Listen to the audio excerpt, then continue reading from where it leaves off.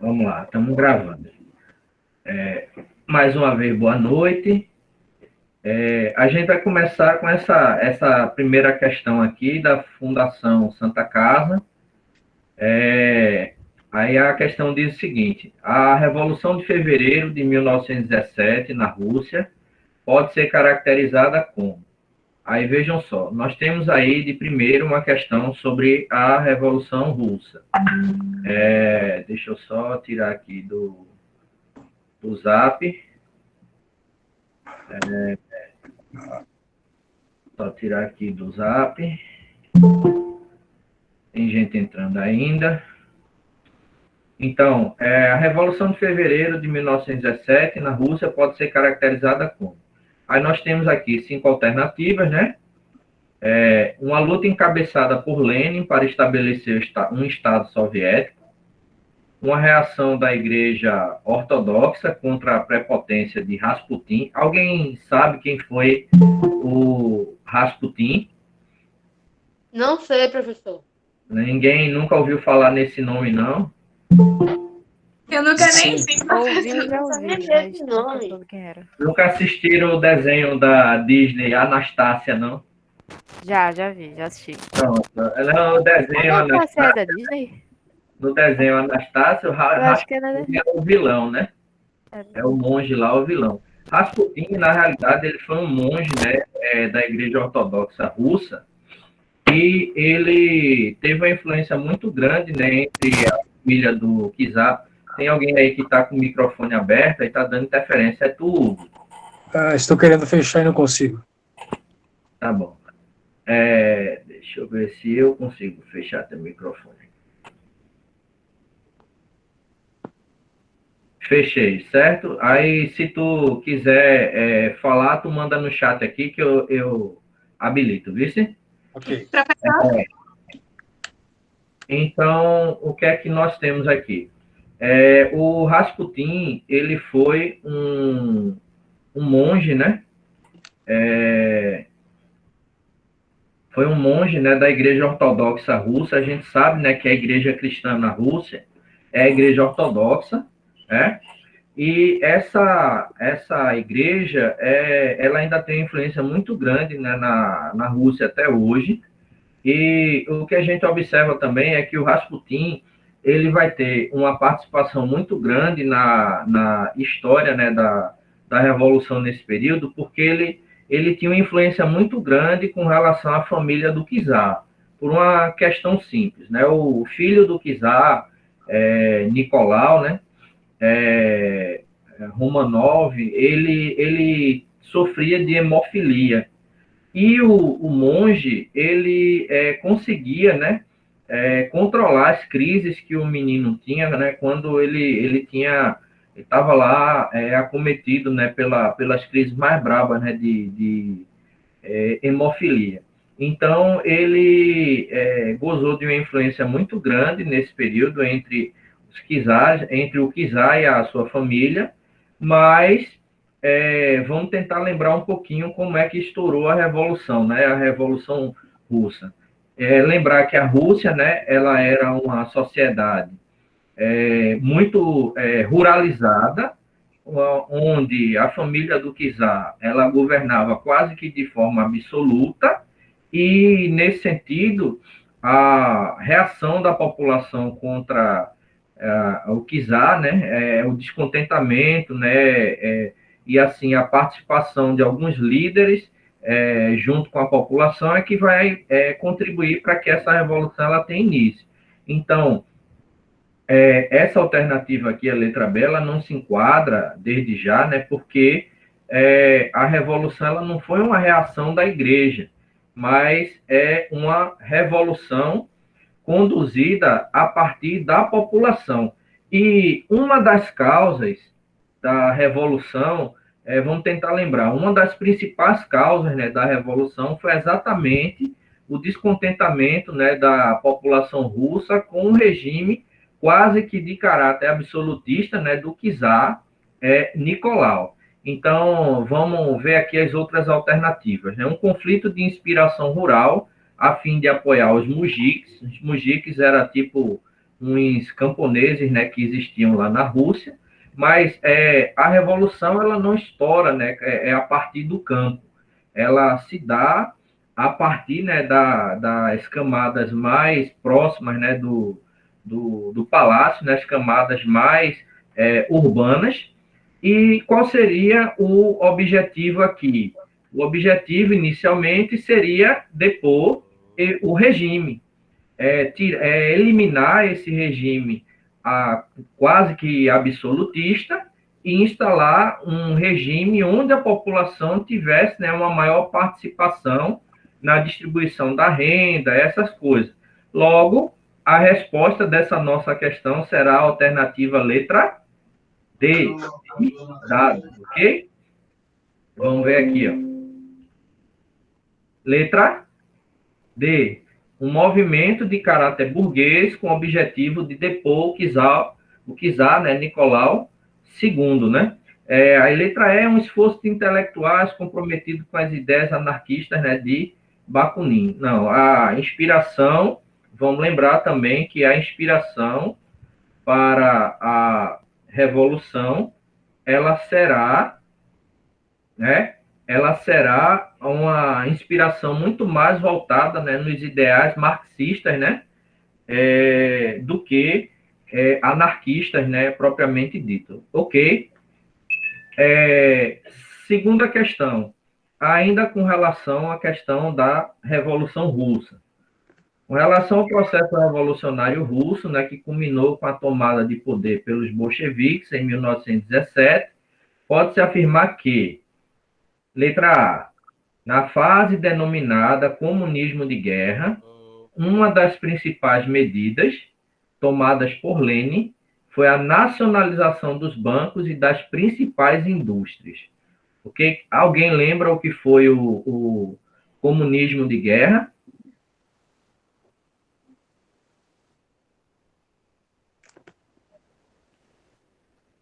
Ninguém? Vejam só. Lembro não, professor. Lembra não, né? Mas vamos analisar as outras alternativas. Vamos fazer a leitura das alternativas, depois a gente parte para a resposta. O governo provisório, liderado por Kerensky, tão logo assumiu o poder, retirou a Rússia da guerra através do Tratado Brest-Litovsk. A gente falou desse tratado aqui na aula passada, sobre a Segunda Guerra Mundial. Alguém lembra o que foi esse tratado? Sim, foi Tratado... a paz comprada da Alemanha em relação à Rússia. Não entendi. Repete, por favor. Foi um tratado de paz entre a Rússia e a Alemanha. E a Alemanha é um tratado, né, que tinha validade de 10 anos, né, um tratado de não agressão entre a Rússia e a Alemanha. Então, se a gente está falando de um tratado de não agressão, logicamente, né, que esse tratado, né, com a Alemanha, ele não vai ser a causa, né, do início, né, da Revolução. A gente descarta também já aqui a letra B. Letra C. O lema Paz, Terra e Pão, adotado por Stalin, foi fundamental para a mobilização do campesinato e seu engajamento na luta ao lado dos mencheviques. Vejam só, a gente tem anunciado aqui que a Revolução Russa ela tem a sua iniciativa, né, principal a partir dos bolcheviques. E a gente está falando de Stalin. Stalin, ele sucedeu Lenin. Então, lógico que Stalin ele vai ter uma participação muito maior depois que a Revolução ela já havia se instalado e no processo, né, principalmente no processo de combate mais na frente, né, na Segunda Guerra contra os nazistas. Então, não seria a letra C, né? Na Guerra Civil entre brancos e vermelhos, aqui a gente, quando fala em brancos e vermelhos, está falando dos dois exércitos, certo? O Exército Vermelho, né, dos sovietes, e o Exército Branco ligado ao czar. Os brancos receberam auxílio de mercenários de toda a Europa, recrutados por países capitalistas. Isso também não. Na fase da NEP, né, nova política econômica, houve estatização definitiva de todas as indústrias, bem como a proibição da entrada de técnicos estrangeiros. Vejam só, a NEP, que a gente fala aqui, nova política econômica, ela já é empreendida após o sucesso aqui da Revolução, porque ela vai estar associada, né, vai ter uma ligação mais na frente com a questão dos planos, né, que vão vir posterior, né, os planos quinquenais, lembrando, né, que seriam esses planos quinquenais. A Rússia, no caso agora já a União Soviética, né, após a Revolução, ela inicia, né, a implementação de planos, né, onde a cada quinquênio, né, a cada 5 anos, ela fazia um investimento em um setor da economia russa. Então, era 5 anos investindo em indústrias, 5 anos investindo em educação, 5 anos investindo em outros setores. Então, a resposta, alguém até já colocou no chat aqui, a resposta é a letra A. Na fase denominada comunismo de guerra, uma das primeiras medidas tomadas por Lenin foi a nacionalização dos bancos e das principais indústrias. Então, ou seja, um processo de estatização das principais indústrias. Inicialmente, né, a Rússia, ela até se abre, né, para o capital estrangeiro, visando conseguir financiamento, né, para a organização da sua estrutura interna. Então, o comunismo de guerra, ele tinha por finalidade, inicialmente, né, ajudar a organizar a economia russa, né, nesse período de pouco tempo, né, de sucesso aqui da Revolução, ok?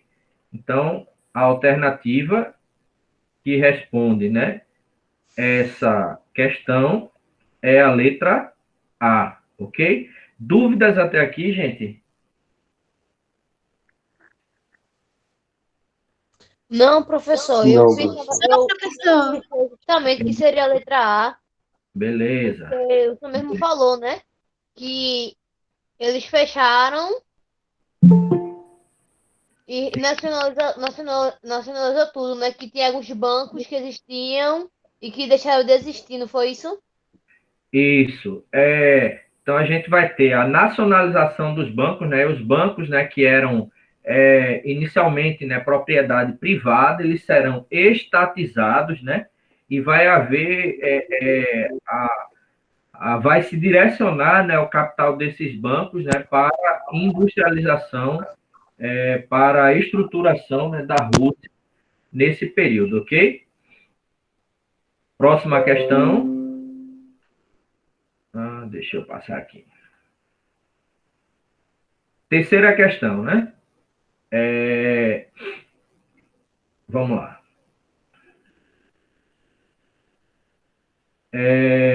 Uma política foi sendo aos poucos colocada em prática desde 1919 pelos países vencedores na Primeira Guerra Mundial.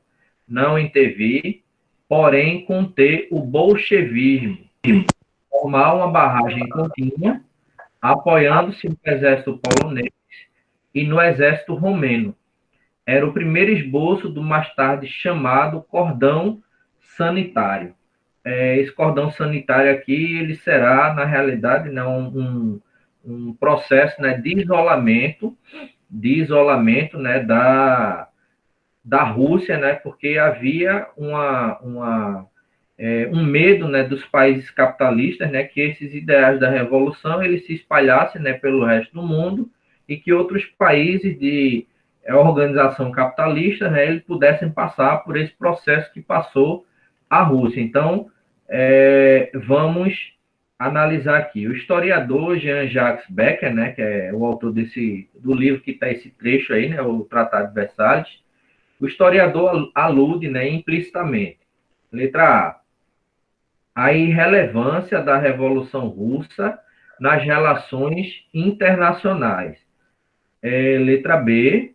A ausência de plano no combate dos capitalistas ao socialismo soviético, aliança entre nações capitalistas e forças czaristas no combate ao socialismo, a defesa pelo Ocidente das liberdades democráticas nos Estados socialistas, e letra E, a consolidação da Revolução Socialista na Rússia soviética. E aí, qual seria a resposta dessa questão aqui? Eu vou de novo, não, porque não entendi não, que a questão De pega. novo, em qual? Lê aí, Professor, seria letra C? Letra? Letra C. Aliança entre nações capitalistas e forças czaristas no combate ao socialismo. Veja, uma das coisas, né, que aconteceu durante a Revolução Russa foi exatamente a deposição do czar, e mais na frente o czar e toda a sua família eles foram fuzilados. Então, já não existia força czarista aqui nesse sentido, né? Então, não pode ser a letra C. Vamos lá. Letra A. letra E. Letra É. E. Letra E. Exatamente, né? Vejam só. A gente está falando em barragem contínua. Da Revolução, não é isso? Não entendi. Repete. Porque depois da Primeira Guerra Mundial teve a consolidação, não é isso? Da Revolução. É a consolidação e E foi logo havia em 1920, não é isso? a partir de 1920. E outra coisa, como eu mencionei para vocês no começo, havia um medo dessas nações, né, capitalistas, que os ideais da Revolução Russa eles se espalhassem por outros países, né? Então, nesse sentido, havia a intenção de tentar barrar o avanço, né, dessas ideias socialistas. Logo, quando a gente fala aqui, ó, veja, não intervir, porém, conter o bolchevismo. Então, o historiador aqui ele está falando que, na realidade, né, no sucesso, né, a consolidação da Revolução na Rússia Soviética, daí a necessidade de conter esse avanço, né, porque como a Revolução ela foi um sucesso lá na Rússia, então havia necessidade de impor, né, um cordão de isolamento para impedir que esses ideais, né, socialistas eles passassem, né, para outros territórios, ok? Então, resposta da questão, letra E. Sim. Não, letra E. Letra E. Lembrar que eu falei, né, que o czar, ele foi fuzilado. Então, já não havia, né, tanta força, né, do próprio czar que havia morrido, né, e de adeptos, né, do czarismo, né, porque a revolução, ela termina sendo bem sucedida, ok? Dúvidas nessa questão? Alguma pergunta? Não, professor. Então, vamos lá. Quarta questão. A questão da Universidade Católica, né, de Campinas. Aí tem uma citação aqui, derrotas na guerra, deserções, motins militares contra os superiores, greves nas fábricas, falta de gêneros alimentícios e combustíveis nas principais cidades, queda na produção, aviltamento dos salários. Alguém sabe o que significa aviltar? Aviltamento é tipo uma prisão, então é congelamento dos salários, certo? Incapacidade governamental, desemprego e crescente miséria das massas. O quadro descrito no texto conduziu a letra A, crescente insatisfação da burguesia russa em relação ao governo do czar. Letra B, entrada da Rússia na Primeira Grande Guerra. Rebelião Boxer, né, na China em 1900. A Guerra dos Boxers, ela vai ocorrer, vamos logo descartar essa aqui, porque ela vai ocorrer mais na frente, né, e vai ocorrer, ou melhor, bem antes, né, e vai ocorrer num período, né, de expansão do imperialismo holandês, ok? Segunda Guerra Mundial, em 1939, Revolução Russa em 1917. A gente poderia ficar entre duas alternativas aí. E quais seriam? Eu estou na letra E. Letra E. E letra B. Tem uma outra alternativa que poderia também... A letra B, né, professor? Não. Eu tô entre Letra a E e A. a B, mas eu acredito que seja a letra E. E letra E. Mas vamos analisar. Letra A e letra E. Mas vamos analisar aqui. Veja. O quadro descrito, ele mostra todo esse quadro aqui, certo? Derrotas na guerra, pai, continua e crescente miséria das massas. Aí, isso daqui seriam as condições que levaram a qual processo histórico? Letra E? Letra E. Revolução Russa. Veja, isso aqui são causas que vão levar... Isso, são causas que vão levar ao início da Revolução Russa. Por que é que eu digo que poderia haver uma dúvida entre a E e a A? Porque a insatisfação, né, não somente do povo, mas da burguesia russa em relação ao czar, também será uma razão para o início da Revolução.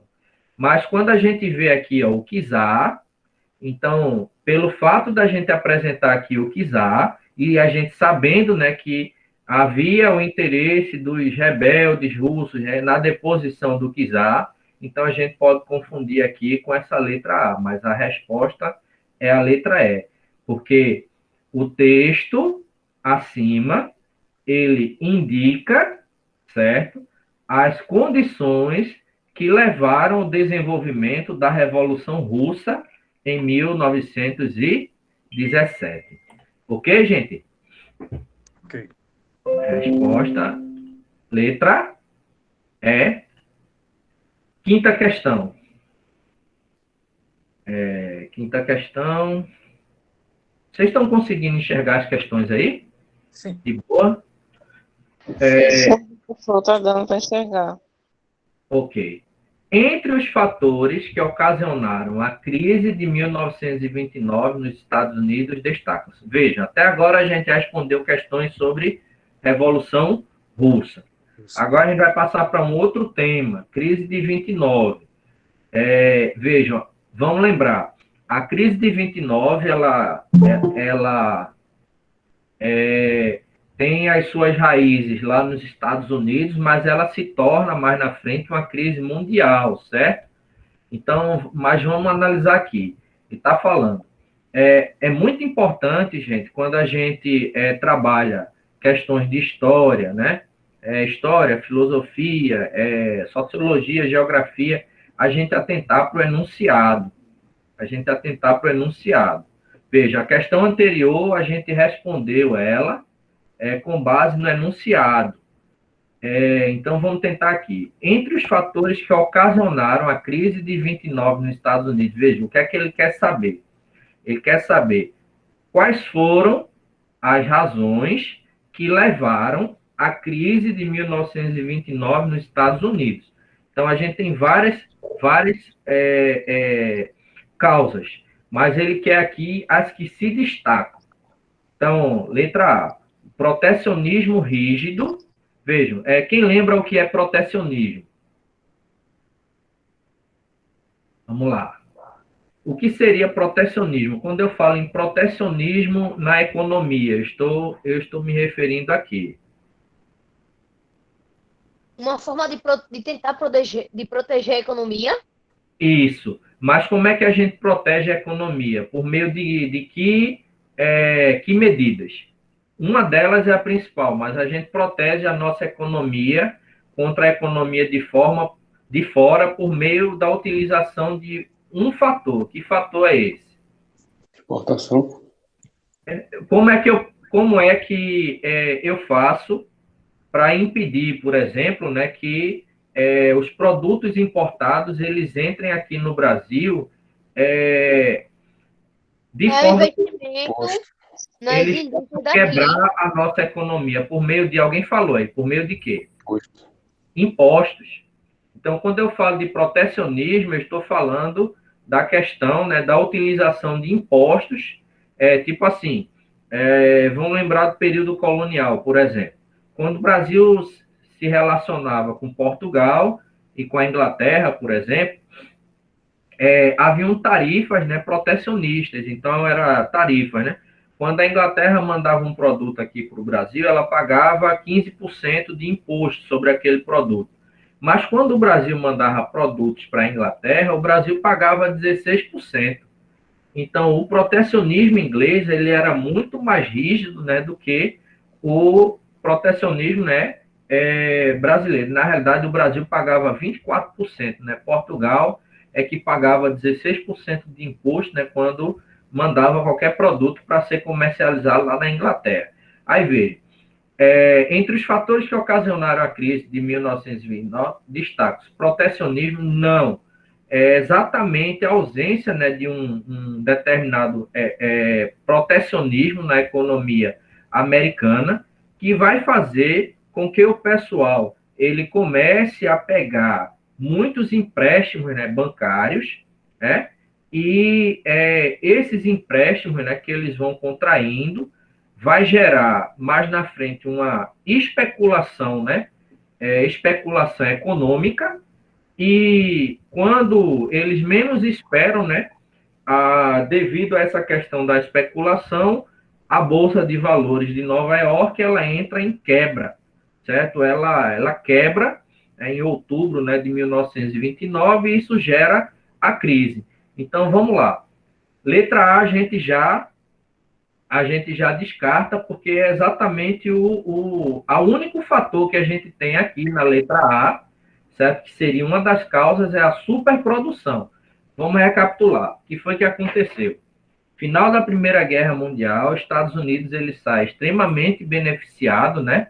Com as consequências da guerra, né? Estados Unidos sai extremamente beneficiado porque os países da Europa saíram devendo bastante, né, para os Estados Unidos, e o que vai acontecer é que a produção americana ela aumenta, e com a superprodução, por exemplo, todo americano ele vai basicamente, né, ter em casa um rádio, uma televisão, um carro.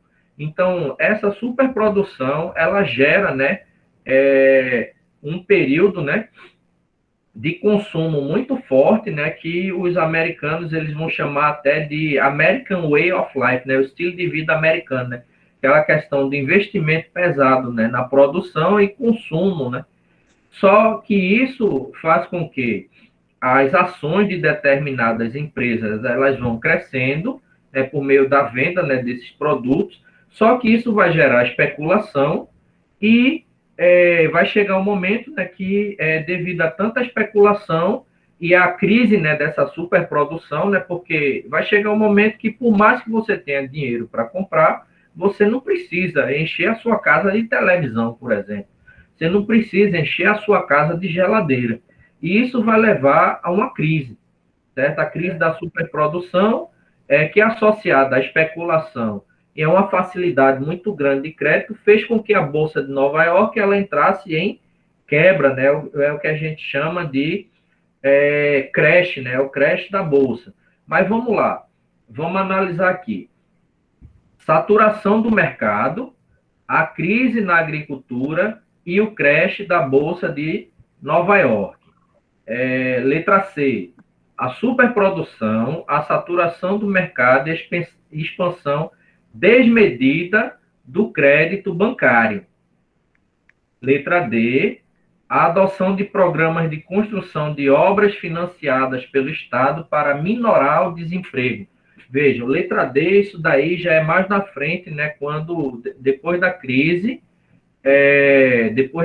a gente vai ter as tentativas de resolução da crise. Aí o governo, né, por meio da política do New Deal, ele vai financiar obras públicas, né, vai financiar a reconstrução, né, da economia por meio de obras, né, por meio de aumento, né, e por meio do aumento dessas obras, né, vai melhorar a questão do desemprego. A gente elimina aqui letra A, elimina a letra D, letra E, a excessiva oferta de terras, E o protecionismo, veja, o protecionismo é uma coisa que não entra nessa questão, então a gente fica entre a letra B e a letra C. E aí, qual seria a resposta? Letra B, na minha Letra opinião. Letra C. Letra C, letra B. Vamos ver aqui. Resposta, letra C. C. C, letra C. Letra C. Superprodução. Veja, é uma coisa vai levar a outra. Veja, quando eu falo em saturação do mercado, certo? A crise na agricultura aqui, ela vai se dar, certo? Essa questão não somente da superprodução, mas da saturação. Mas veja, o que é que mais uma vez está no detalhe aqui, ó. O crash da Bolsa de Nova York.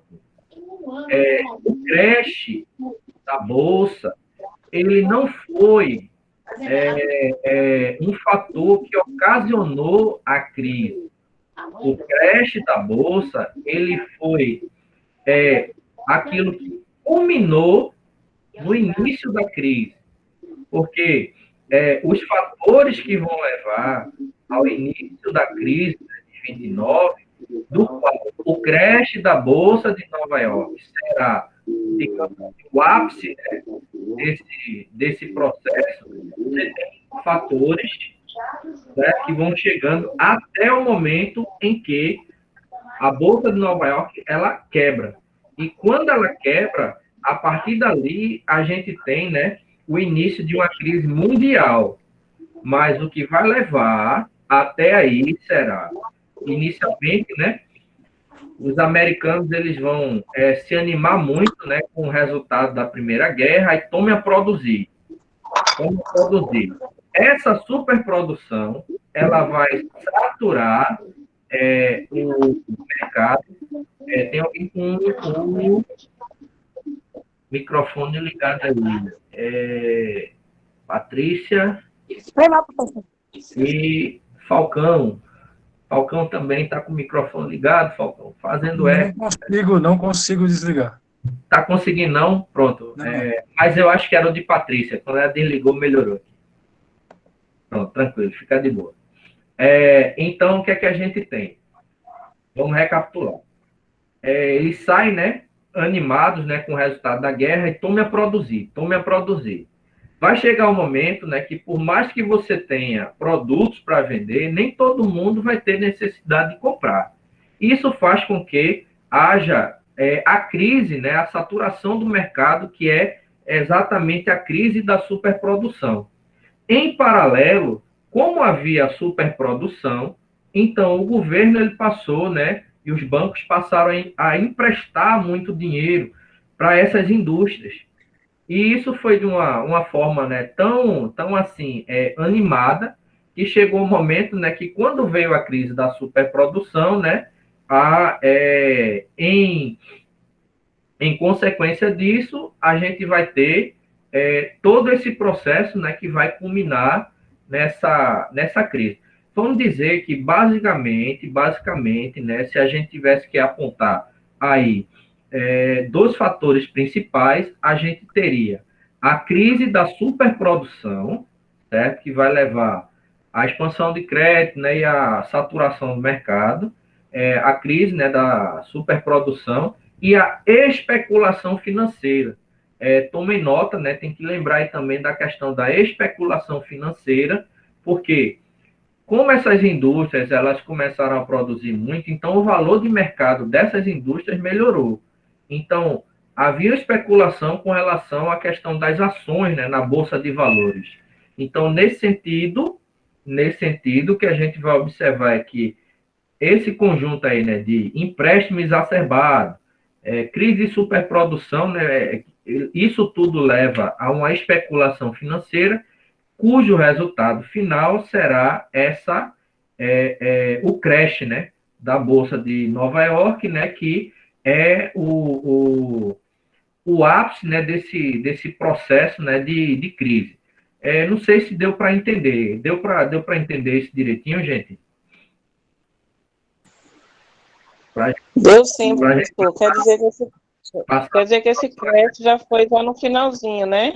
o crash, sim, certo. A quebra, né, da bolsa, né, ela foi o ápice, né, desse processo, né, de crise, ok?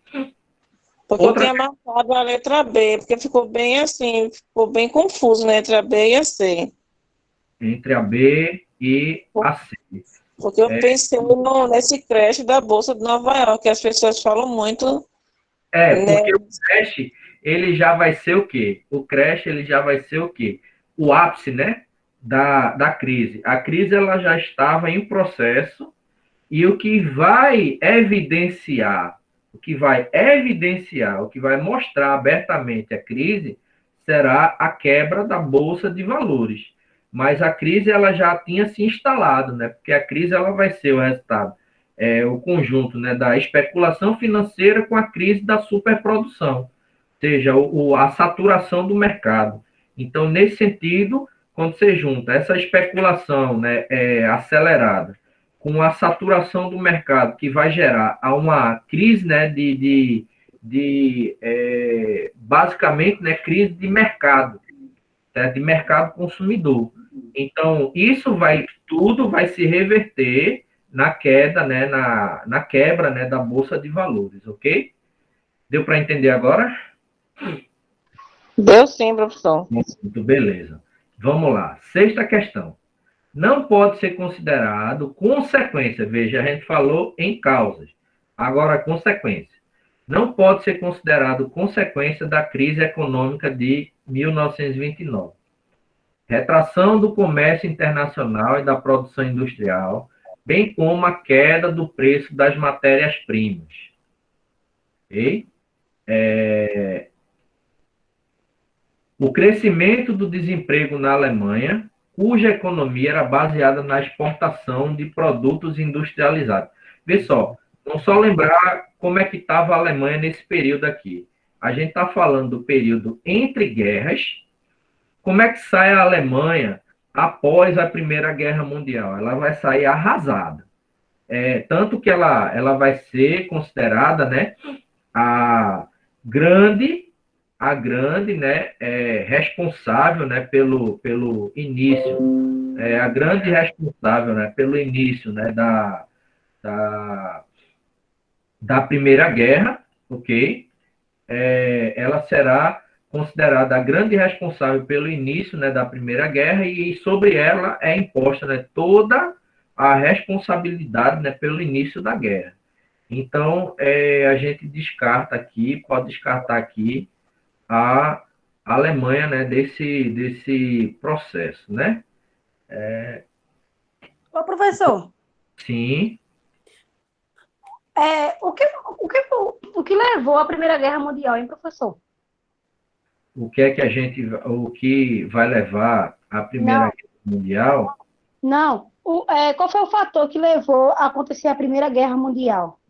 é o fator principal, certo, do início da Primeira Guerra será a questão imperialista, certo? A questão imperialista. A gente vai resolver a questão sobre a Primeira Guerra aqui, aí a gente retoma isso, ok? Mas o Tá fator certo, principal será a questão imperialista, a disputa por territórios, que vai tá gerar certo, atrito entre os países e vai desembocar na guerra, tá ok? certo.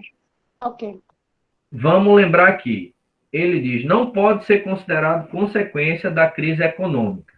Então, o crescimento do desemprego na Alemanha, cuja economia era baseada na exportação. Ah, só um detalhe aqui, gente, vê só, eu confundi uma coisinha só aqui, mas deixa eu fazer a correção.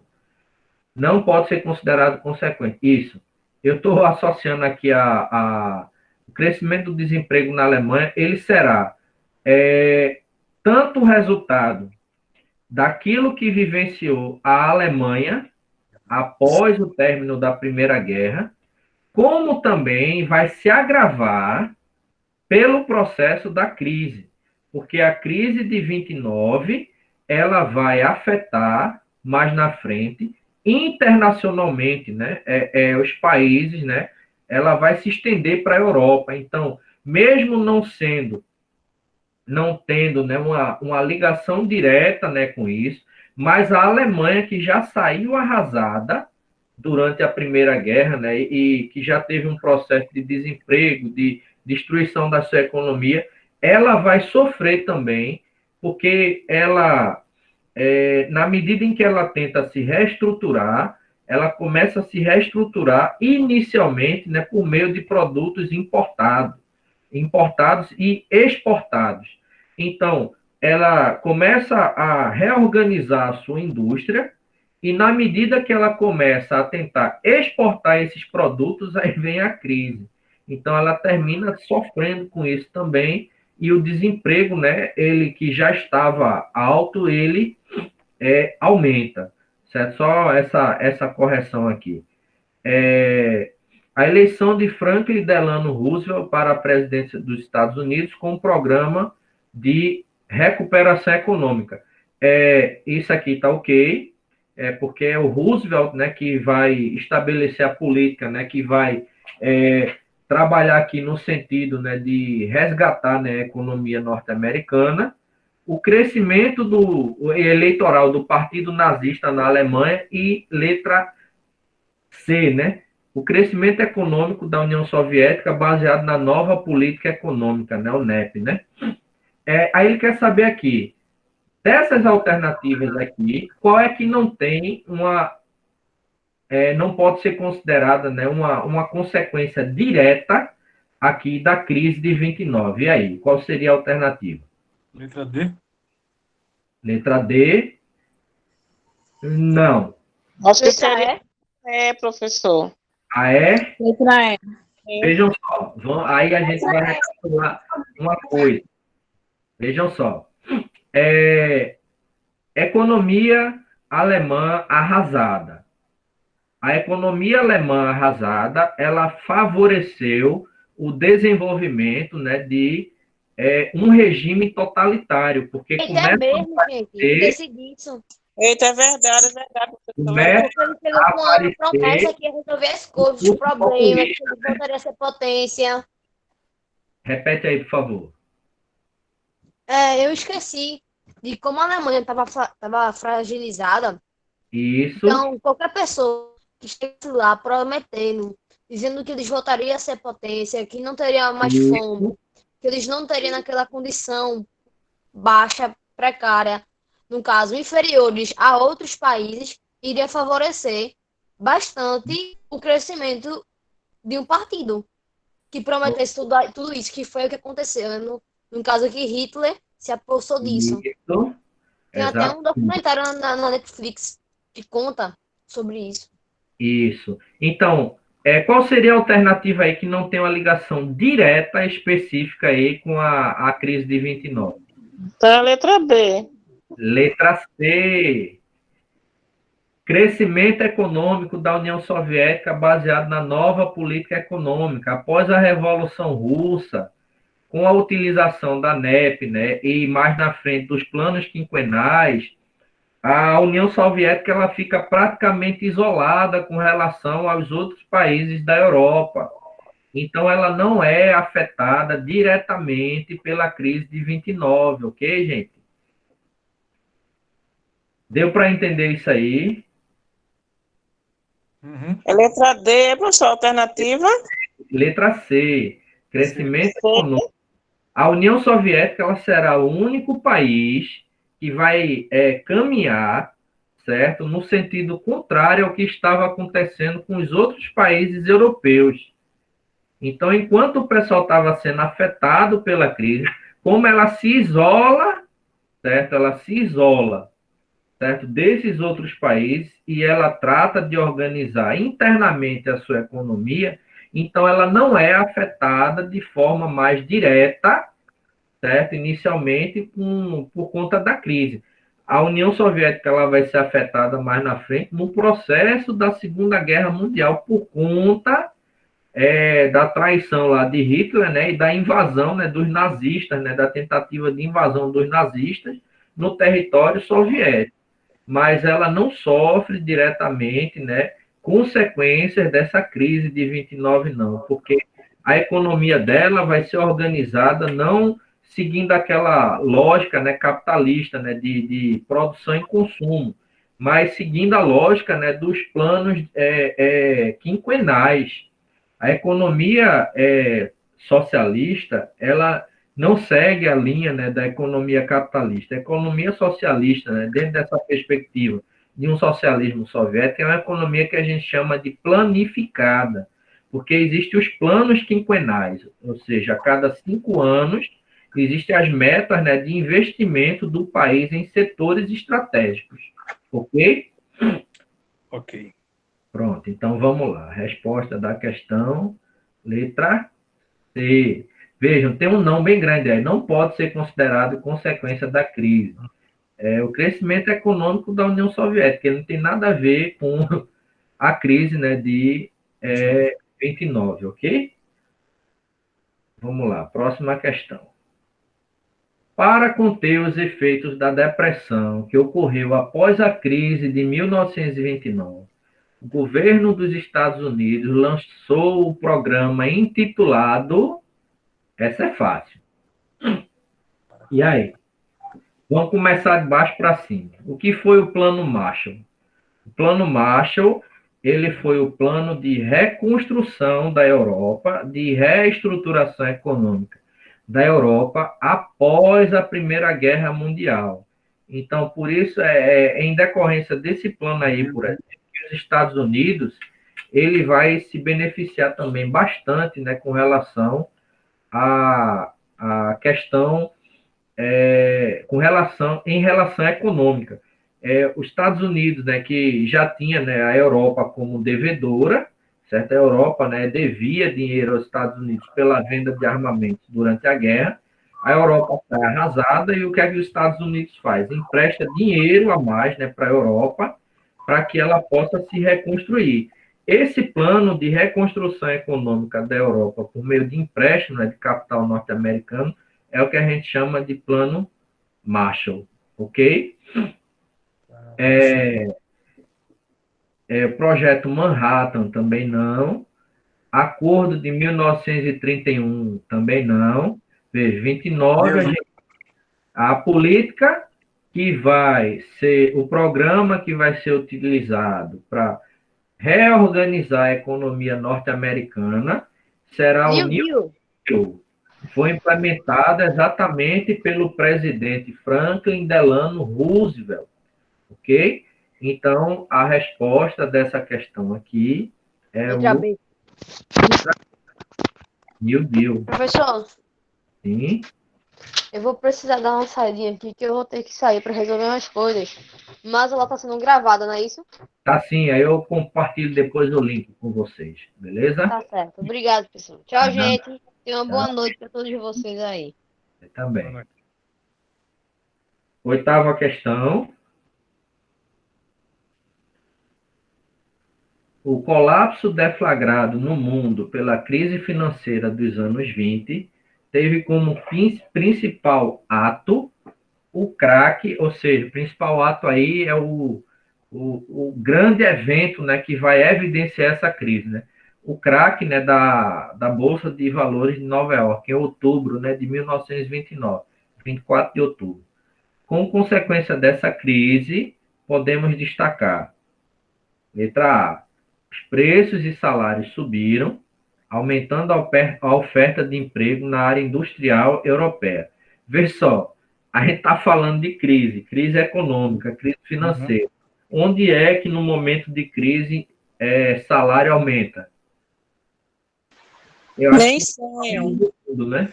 Então, crise econômica, a gente tem o quê? Redução de salário e desemprego.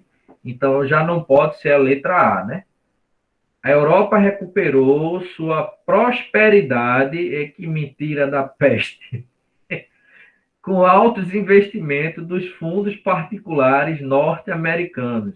Vê, se a gente estivesse falando aqui do Plano Marshall, que eu mencionei um pouco antes, a gente poderia considerar isso aqui um pouco correto, né? Porque a Europa se recupera por meio do investimento, né, norte-americano, né, por meio do Plano Marshall, né, mas não é isso aqui não, vejam só. Letra C. O Brasil manteve-se fora da crise com contínuos aumentos das exportações do café. Isso está certo, gente? Mentira, prejudicou a exportação do café também. Tanto que sobrou, por quê? Por que prejudicou? Quem lembra? Quem era o principal comprador de café do Brasil? Alemanha. Não, Estados Unidos. Então, na medida que os Estados Unidos entra em crise e deixa de comprar o café, sobra café no mercado e o preço cai. Então, tanto que o governo comprou algumas toneladas, né, de sacos de café e tocou fogo em tudo para poder eliminar o excedente, né, do mercado e contribuir para que ele tivesse uma revalorização no seu preço, ok? Então, A, B e C não foi.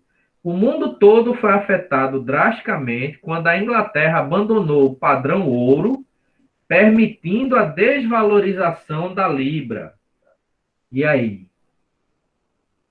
Será que foi isso? Vamos ler a E.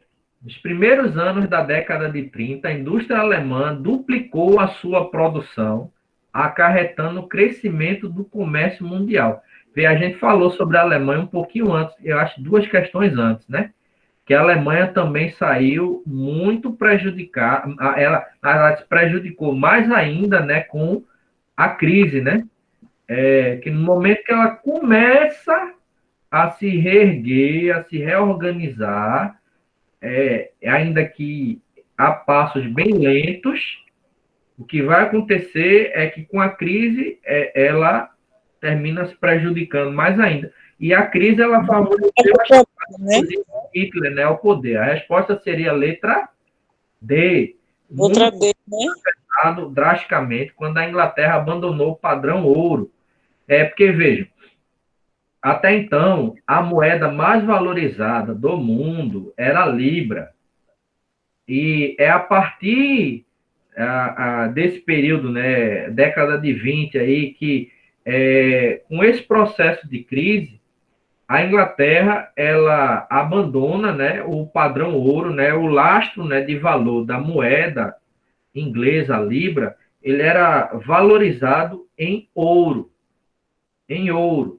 Só que o que é que acontece? O padrão muda. A gente tem a Inglaterra tem que abandonar o padrão ouro, porque o dólar, certo? Ele vai ser, após a Primeira Guerra Mundial, ele se valoriza. Então, há uma convenção onde vai se trocar esse padrão ouro pelo padrão dólar. Então, muitos países, eles dependiam ainda também dessa moeda inglesa. Na medida que a Inglaterra, a moeda inglesa, ela também perde seu valor, então o mundo ele vai sofrer com essa desvalorização, né, por meio do abandono desse padrão ouro. Mais na frente tem um outro fator que vai acontecer, que vai consolidar de vez, né, o poder norte-americano, que é não somente quando esse padrão ouro, né, ele muda para o padrão dólar, mas quando se cria, mais na frente, com a questão, né, do comércio, né, de petróleo, o chamado petrodólar.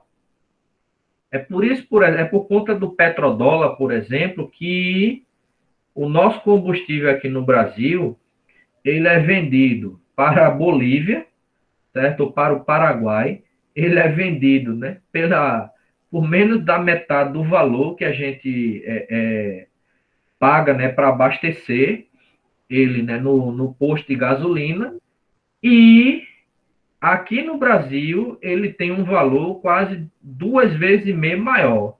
Por quê? Porque quando a gente exporta, né, o nosso combustível para outros países, a carga de imposto nosso, né, para exportação ela é menor.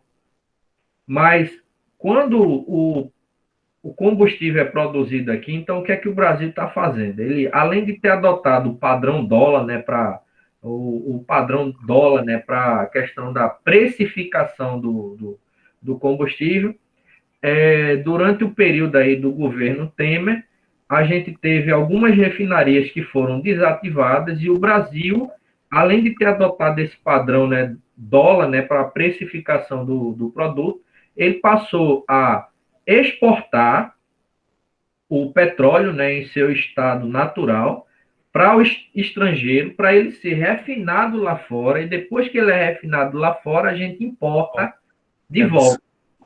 Então, ele volta, né, refinado, volta com valor mais caro, aí a gente termina se lascando. E agora vai se lascar mais ainda, por quê? Porque eles introduziram agora um novo tipo de gasolina, né, considerada 5%, né, mais efetiva, mas o que está acontecendo é que várias plataformas, né, de petróleo nosso aqui, elas estão sendo vendidas. Então, isso, junta tudo isso, né, o combustível, essa semana, ele já está mais caro. Eu abasteci ele semana passada, quase a R$ 3,99, R$ 4,00 o litro. Ontem eu fui abastecer, já estava a R$ 4,39. Isso somente, né, porque eles já introduziram um novo tipo de gasolina, então já aumentou.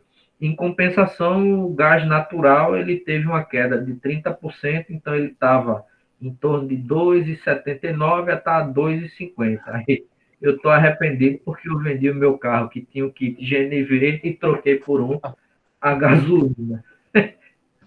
Ô, professor, mas aqui não tem refinaria, né? Que palhaçada é essa de botar o petróleo bruto para lá e depois comprar ele refinado? Exatamente porque o governo que a gente tem é um governo que está muito mais preocupado com a economia americana do que com a nossa. Só por isso, né? É um governo preguiçoso, isso sim. Na realidade, é um governo entreguista, né? Um governo que está com essa ideia de privatizar tudo, só que aqui no Brasil, a privatização ela não serve para desconcentração de renda, como acontece em outros territórios, né? Quando você vai para a Europa, né, ou para os Estados Unidos, você privatiza o serviço lá, isso ajuda a distribuir renda. Aqui no Brasil, o que acontece é que quando a gente privatiza, aumenta a concentração de renda na mão de poucas pessoas. Então, o processo aqui... Porque, por exemplo, o governo está agora querendo reintroduzir um imposto, né, chamado CPMF, que era o seguinte: cada transação financeira que você faz no caixa eletrônico ou no banco, você paga um valor de 0,01 ou 0,001%. Depois de 1, 2, 3 centavos, né, por transação, dependendo, né, da transação. Quanto mais você movimentar, mais você vai pagar imposto, né? Se você fizer um saque, né, digamos, você faz uma transação de R$ 100, o imposto termina sendo centavos, né? Mas se você faz uma transação de milhões, o imposto é mais alto. Então, ele está tentando reintroduzir esse imposto e, em contrapartida, o que é que ele vai fazer? Ele está querendo, né, eliminar uma parcela dos impostos, né, que os patrões pagam em cima da folha de pagamento dos funcionários.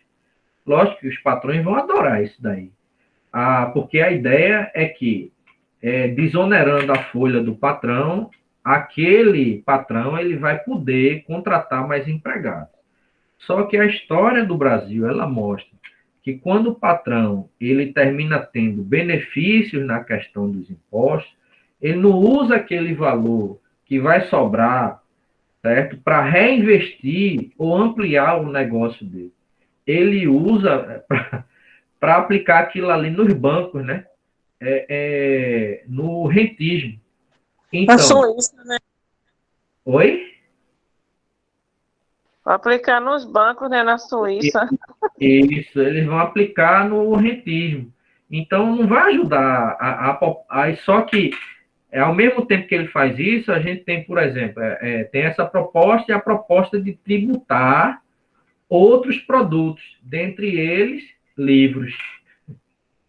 Só o Brasil mesmo aumentar imposto, né, colocando imposto sobre livro, né, como se o nosso povo ele fosse assim já altamente instruído, né, ao ponto, né, de não precisar de livros mais baratos, né. Livro no Brasil já é uma coisa muito cara. Exemplo, um livro como esse daqui, ó. Livro como esse aqui, que eu comprei ontem. Esse livro aqui, eu comprei ele ontem. Certo? É um livro sobre a China contemporânea. É da Edições 70. Essa Edições 70 é uma editora que, se eu não estiver enganado, ela é portuguesa. Então, esse livro aqui, ele saiu por R$ 150. Esse livro aqui, se eu for lá para a Argentina, ele sairia por, no máximo, R$ 30. Que absurdo. Por quê? O imposto agregado sobre um livro desse daqui, aqui no Brasil, ele é muito alto. Muito alto. Certo? Então, por quê? Porque quando o patrão tem qualquer lucro aqui no Brasil, qualquer redução de imposto, ele não reverte aquela redução de imposto, né, para contratar mais um funcionário, para tentar expandir o negócio dele. Ele vai pegar hoje e vai aplicar em ações da Bolsa, né, ações compromissadas, né, ou ações compromissadas, para aplicar no capital financeiro, né, e a gente é que se lasca, né, pagando mais imposto, né. Mas, vamos continuar. Uma questão do Enem aqui, de 2014, né? 3 décadas, de 1884 a 1914, separam o século XIX, que terminou com a corrida dos países europeus para a África, e com o surgimento dos movimentos de unificação nacional na Europa, do século XX, que começou com a Primeira Guerra Mundial. É o período do imperialismo, da quietude estagnante na Europa e dos acontecimentos empolgantes na Ásia e na África, certo? Isso aqui é um trecho do livro da Hannah Arendt, certo? As Origens do Totalitarismo. Né? A Companhia das Letras editou esse livro, né? Uma edição que ela chama tipo edição de bolso, mais em conta, né? Porque o livro ele é um pouquinho mais caro também. Aí veja, o processo histórico citado contribuiu para a eclosão da Primeira Grande Guerra na medida em que, vejam só, vamos voltar para o enunciado. Ela fala aqui, a questão, né? Fala aqui no enunciado, que são 3 décadas que separam o século XIX do século XX, propriamente dito assim. Então, o século XX, eu já falei para vocês que o século XX ele é considerado, né, por muitos historiadores como o breve século XX. Por quê? Porque vão ocorrer tantos conflitos armados que é como se esses conflitos, né, eles não tivessem um tempo grande assim entre um e outro. É mais ou menos terminando um, começando o outro. E isso causa a impressão de que o século ele termina sendo abreviado de tanto tiro, porrada de bomba, né, que foi distribuído. Então, o que ela quer saber aqui, o que a questão pede é o seguinte, que esse processo daqui, certo? Aqui, ó, presta atenção na penúltima frase aí, ó, é o período do imperialismo, da quietude estagnante na Europa e dos acontecimentos empolgantes na Ásia e na África. Então, o processo histórico citado contribuiu para a eclosão da Primeira Grande Guerra na medida em que a gente está falando aqui do imperialismo. Então, o imperialismo é o quê? A disputa dos territórios, né, das nações europeias, né? A gente coloca final século XIX, né, e até a primeira década do século XX. Então, a gente vai ter, inicialmente, Inglaterra, França, Bélgica, aí depois entra, né, nessa disputa a Rússia, Estados Unidos, Japão, a gente tem também Holanda, isso. Então, nesse sentido, esses países eles começam, né, a brigar entre si, disputando territórios. Por quê? Eles se industrializam, certo? Eles se industrializam, começam a produzir, chega um momento que o mercado interno ele ele já não serve para comprar todos aqueles produtos. Então, eles têm que buscar mercado, né, no mercado externo. Então, para onde eles se voltam? África e Ásia. Então, eles vão invadindo territórios nessas regiões, né, nesses continentes, e estabelecendo ali dominação, né, por meio da força bélica, estabelecendo colônias num processo que a gente chama também de neocolonialismo. Isso vai gerar conflitos entre esses países, que vão começar a disputar territórios. A maior disputa na Europa nesse processo vai se dar entre Inglaterra e Alemanha. Tanto que a Alemanha, né, mais na frente, ela é responsabilizada pelo início da Primeira Grande Guerra. Mas veja, essa disputa imperialista, ela será a principal razão, aí a gente explica, né, aquilo que alguém perguntou aqui antes, né? Então, as disputas imperialistas serão a principal razão, certo? A principal causa, né, do início da Primeira Grande Guerra. Aí vejam só, mas por que é que essas disputas elas resultaram na Primeira Guerra? Aí vamos analisar aqui as alternativas. Qual seria a alternativa aqui? Essas disputas imperialistas, elas vão difundir teorias socialistas? Não. Elas vão acirrar, vão ampliar as disputas territoriais. Sim. A resposta da questão é a letra B, B de bola, né? Porque por meio dessas disputas imperialistas, a gente vai ter os países brigando por território. Logo, a resposta da questão é a letra B, né? Para a gente ganhar um pouquinho de tempo, né? Por conta do avançado já da hora, ok? Resposta letra B. 10ª questão. Questão aqui do Enem de 2009. A primeira metade do século XX foi marcada por conflitos e processos que a inscreveram como um dos mais violentos períodos da história humana. E só na primeira metade do século XX a gente teve as duas grandes guerras, né? Entre os principais fatores que estiveram na origem dos conflitos ocorridos durante a primeira metade do século XX estão a crise do colonialismo, a ascensão. Quando a gente fala em colonialismo, a gente está falando aí também imperialismo, certo? A crise do colonialismo, a ascensão do nacionalismo e do totalitarismo. Ok? Letra B, enfraquecimento do Império Britânico, a Grande Depressão e a corrida nuclear. Letra C, o declínio britânico, né, o fracasso da Liga das Nações. Lembrando, a Liga das Nações ela vai ser estabelecida após a Primeira Guerra Mundial. Ela não vai dar nem tanto resultado, né? Ela não conseguiu impedir, por exemplo, o início da Segunda Guerra. As Nações e a Revolução Cubana. Revolução Cubana ocorre na primeira metade do século XX, gente. Essas semanas passadas, inclusive, a semana passada, a gente está comemorando, né, aniversário, acho que 50, 60 anos da Revolução. É a década de 60, então não pode ser a letra C. Corrida armamentista, terceiro mundismo e expansionismo soviético. Também não. Revolução bolchevique. O que a gente fala de revolução bolchevique aí seria a Revolução Russa, certo? O imperialismo e a unificação da Alemanha. Unificação da Alemanha é século XIX. E unificação alemã e a unificação italiana ocorre no século XIX. Então, a gente eliminou já aqui letra C, letra D, letra E.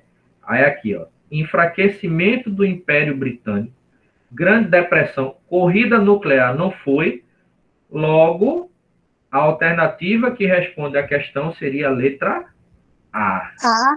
Crise do colonialismo, ascensão do nacionalismo e do totalitarismo. Inclusive, o totalitarismo aqui, ele pode ser consequência, né, desse nacionalismo exacerbado, né? Quando a gente fala em crise do colonialismo, essa crise é porque os países eles vão disputar, né, colônias, né, a fundação de colônias, né, na África e na Ásia, e isso vai gerar essas disputas que a gente chama de imperialistas. Resposta da questão, letra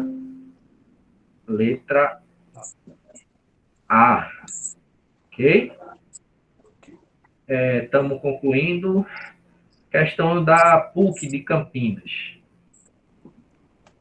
Vamos lá. Em relação às causas da Primeira Guerra Mundial, é correto afirmar que a incapacidade dos Estados liberais. Quando a gente fala Estados liberais, estamos falando de Estados capitalistas, certo? Em solucionar a crise econômica do século XIX, colocou em xeque toda a estrutura do sistema capitalista. A estabilidade política e social das nações europeias impulsionou as disputas colonialistas e o conflito entre as potências. A desigualdade de desenvolvimento das nações capitalistas europeias acentuou a rivalidade imperialista. A disputa colonial, marcada por um nacionalismo agressivo e pela corrida armamentista, expandiu os pontos de atrito entre as potências. O sucesso da política de apaziguamento, vejam só, política de apaziguamento é política de promoção de paz. Se a gente está falando de início da Primeira Guerra, logo que essa política de apaziguamento aqui, ela não foi bem sucedida, né? Então, a gente elimina aqui a letra C.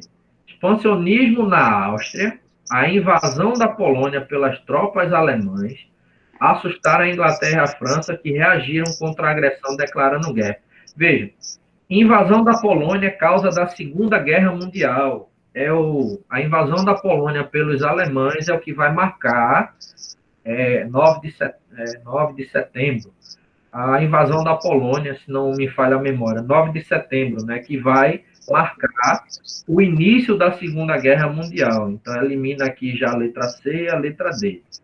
O desequilíbrio entre a produção e consumo incentivou a conquista de novos mercados produtores de matéria-prima e consumidores de bens de produção, reativando as rivalidades entre países europeus e os da América do Norte. Também elimina isso aqui porque país da América do Norte que a gente fala aqui é especificamente Estados Unidos. E Estados Unidos ele vai firmar aliança com os europeus no processo não somente de reconstrução da Europa, mas também mais na frente, né, entrando ao lado de alguns países da Europa, tanto contra os alemães na Primeira Guerra, mas também contra os alemães na Segunda Guerra Mundial. Então, ficamos entre a letra A e a letra B. E aí? Qual seria a resposta? Letra B. Letra B. B de bola. A desigualdade de desenvolvimento das nações capitalistas europeias acentuou a rivalidade. Veja, vamos recapitular.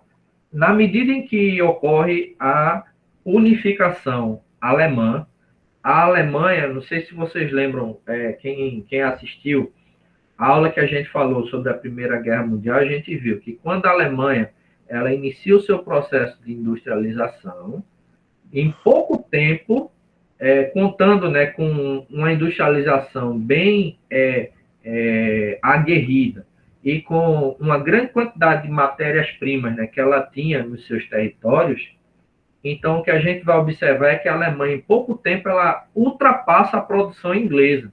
E a rivalidade entre Inglaterra e Alemanha, que será a rivalidade principal, né, ela será um foco, né, de disputa.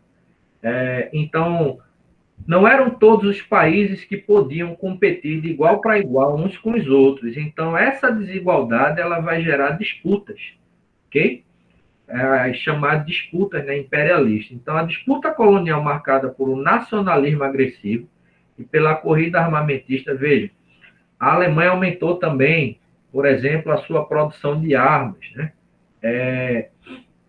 Estados Unidos ele começou, por exemplo, a exportar para o Japão armas como a metralhadora, por exemplo, para o Japão, né? Metralhadora. E quem assistiu ao filme, por exemplo, é o Último Samurai, lá com o Tom Cruise, né? Vai observar, né, que ele narra exatamente o período que a gente chama de Revolução Meiji, que foi o processo, né, de organização do exército e modernização, né, do exército japonês, porque na época, né, o exército japonês ele era composto por uma elite, né, de guerreiros, né, ainda de práticas feudais, que eram os chamados samurais. Então, a gente vai ver, né, o exército japonês se reorganizando e combatendo exatamente o antigo exército japonês, que era o exército de samurai, né? Com a utilização, por exemplo, da metralhadora, né? Metralhadora, durante a Primeira Guerra Mundial, ela foi um armamento assim, extremamente utilizado e mortífero, né? E mortífero. Então, a resposta da questão aqui é a letra B. B de bola. Ok, gente? Dúvida nessa questão? Não, professor, está tudo certo. Ok, vamos continuar. Temos só mais 4 questões para a gente terminar. Ao término da Primeira Grande Guerra, as potências vencedoras responsabilizaram a Alemanha pela guerra e foi-lhe imposto um tratado punitivo, o Tratado de Versalhes, que teve como consequência. Vamos lá. Aqui, quais foram as consequências do Tratado de Versalhes para a Alemanha e também para os países, né, para os chamados países perdedores, né, da guerra? Vamos lá. Foi perda de territórios, né? Indenizações. Vamos lá.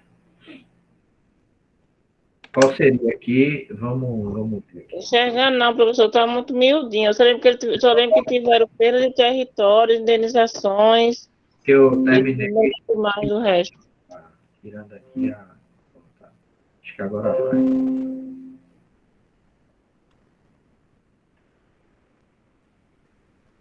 Ok. Pronto. Estão vendo aí agora? Não é essa questão. Espera aí. Deixa eu voltar. Término da Primeira Grande Guerra. As potências vencedoras responsabilizaram a Alemanha pela guerra e foi imposto um tratado punitivo. Quais consequências, né, do Tratado de Versalhes aqui para a Alemanha? Degradação dos ideais liberais democráticos, agitações políticas de esquerda, como o movimento espartaquista, crise econômica e desemprego. Isso consequência para a Alemanha, certo? Enfraquecimento dos sentimentos nacionais, não é exatamente o contrário. Militarização do Estado alemão, recuperação econômica, incorporação de Danzig. Não, veja, pós-tratado de Versalhes, a Alemanha ela sai lascada, né?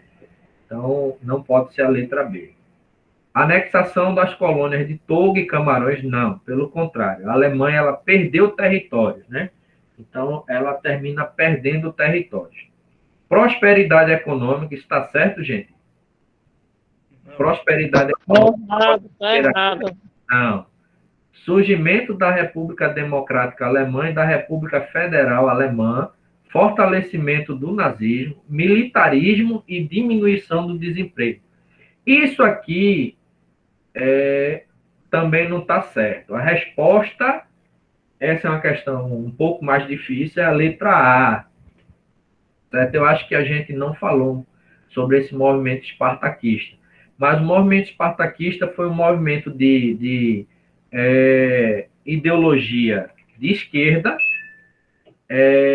que tentou, né, em meio, da mesma forma que a direita, né, a ultradireita, né, a direita, né, a extrema-direita, por meio do partido nazista, né, ela chega ao poder, mas a esquerda, ela tentou chegar ao poder na Alemanha por meio de partidos, né, comunistas, dentre eles o pessoal aí do movimento espartaquista, onde a gente vai ter a presença, né, nesse movimento aí de nada mais, nada menos do que uma personagem chamada de Rosa Luxemburgo, ok?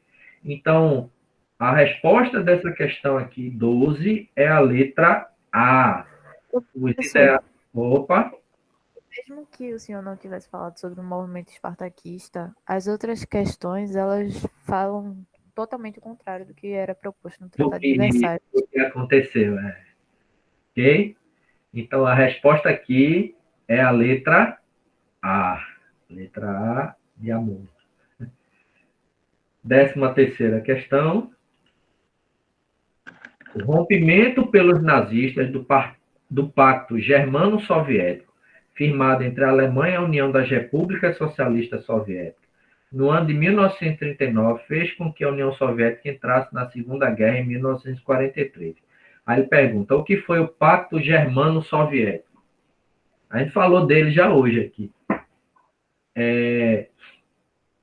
Política de acordo efetivada por Hitler e Churchill.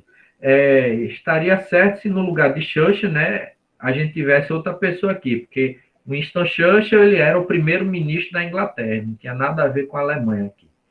Efetivação do pacto anticomintern entre a Alemanha, União Soviética e Japão. Vamos continuar aqui. Política de acordos entre Hitler e Stalin de não agressão e neutralidade entre a Alemanha e a União Soviética por 10 anos. Resposta da questão letra C, Sueli. Pacto que assegurava à Alemanha o direito de incorporar territórios poloneses com a permissão de França e da... Não, é exatamente o contrário aqui. Ó. Pacto que assegurava à Alemanha o direito de incorporar territórios. Quando a Alemanha invade a Polônia, a gente começa a Segunda Guerra. Lembrar disso. Política de não agressão entre a Alemanha, Inglaterra, Japão e França. Não. Inglaterra e França, né, eram inimigos da Alemanha durante a Segunda Guerra. Na verdade, o que a gente tem aqui, esse pacto germano-soviético, foi um pacto de não agressão entre Hitler, né, líder da Alemanha, e Joseph Stalin, né, que era o líder, né, da União Soviética no período.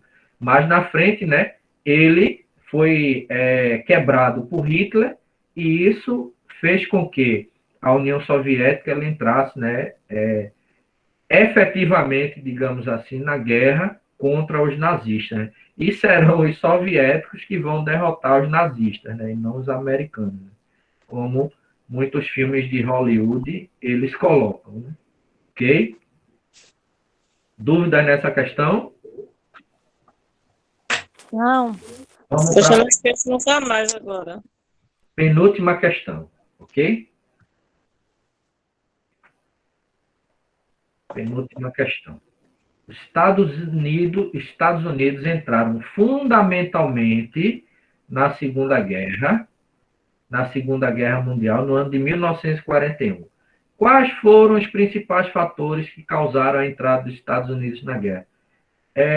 Vamos lembrar dos filmes que a gente já assistiu. O que é que fez com que os Estados Unidos eles entrassem na guerra? Foi o ataque a uma base militar deles, né? Por um dos países que fazia parte do chamado, né, Nações do Eixo. Quais eram as Nações do Eixo? As Nações do Eixo eram Alemanha, Itália e Japão. O que levou os americanos a entrarem na guerra foi o ataque, não, vejam só, o que levou os americanos a entrarem na guerra foi o ataque japonês à base militar de Pearl Harbor. Logo, a alternativa aí, mesmo que a gente não soubesse aqui, ó, o que foram os acordos de solidariedade, eita, quase que não sai, com a Inglaterra na chamada, né, Carta ao Atlântico. Isso aqui esse acordo de solidariedade aqui, né, o rompimento disso aqui, na verdade, esse acordo de solidariedade com a Inglaterra aqui é exatamente aquela questão do rompimento do padrão ouro, ok? A questão do rompimento do padrão ouro. Então, esse rompimento, né, esse acordo da Inglaterra, né, a questão do comprometimento, né, de romper com essa questão do padrão ouro, fez com que os Estados Unidos, né, se aliasse à Inglaterra, e quando os japoneses atacam a base militar de Pearl Harbor, eles entram na guerra do lado dos aliados, ok? Então, a resposta da questão é a letra E. E, para a gente finalizar, uma questão aqui da Academia Militar das Agulhas Negras. Isso não é nenhuma homenagem ao presidente, não, viu, gente? Entre 1939 e 1945, o mundo foi abalado pela Segunda Guerra Mundial. O Brasil, inicialmente, adotou uma posição de neutralidade. Porém, em 1941, acordos internacionais começaram a ser feitos para apoiar os aliados. Aí o Brasil entra, né, nesses acordos.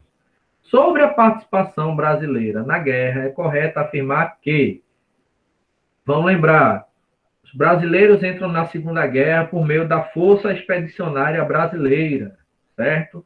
E a Força Expedicionária Brasileira, ela vai mandar missões para combater aonde? Quem lembra? Na Itália, né? Itália. Então, a Força Expedicionária Brasileira participou da campanha da Itália como parte do 5º Exército Norte-Americano. Okay? Eles vão, né, junto, né, com os americanos, né, para combater contra os italianos. Então, a resposta da questão é a letra C. A Força Expedicionária participou na campanha da Itália como parte do 5º Exército Norte-Americano. Com isso, a gente finaliza nossas questões. Dúvidas, gente? Alguma pergunta? Tenho sim, professor, tenho sim.